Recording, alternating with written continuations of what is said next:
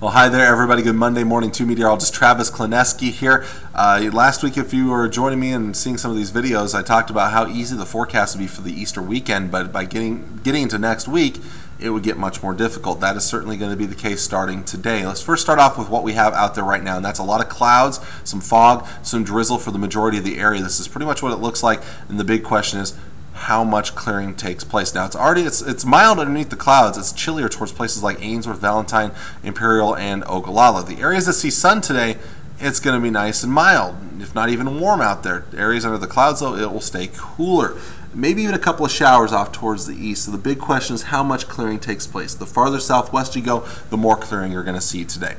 If you do see any clearing, the clouds will roll back in overnight tonight. Areas of fog, drizzle once again, and maybe some isolated showers and storms after midnight, possibly even some large hail, not large hail, but small hail with some of the stronger storms if they do fire. That could even linger into tomorrow during the day, especially off towards the east, and once again tomorrow becomes a question of who clears up and who doesn't, with again the higher likelihood being to the southwest. Those areas have the best chance of seeing more sunshine.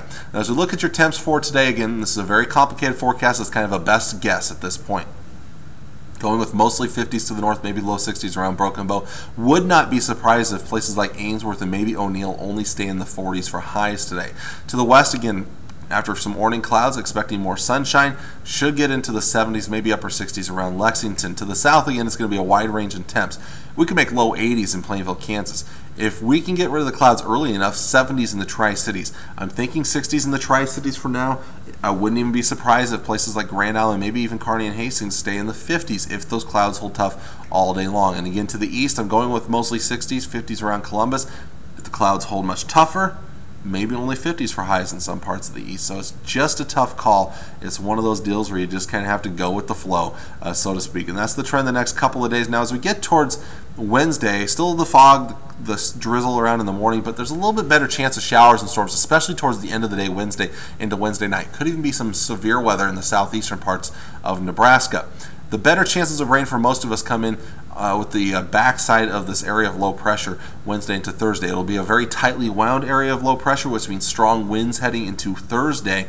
And also what it could draw in with being so tightly wound could draw in some dry air. And so some folks may actually not get as much precipitation as opposed to others. And I think the best chances right now look to be in the western and northern parts of Nebraska for seeing the better chances of rain.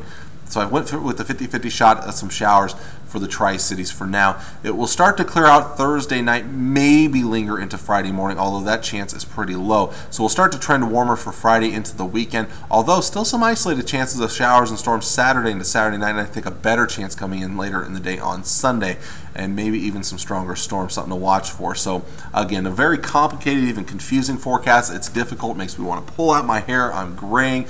It's a difficult forecast, but you just kind of have to go with it when it comes to forecasts like these. It's kind of nice when we can get those nice sunny, quiet days, but at the same time, it's these busier weather patterns that we kind of live for in the weather community. So there's your forecast for today. Until next time, I'm meteorologist Travis Klineski.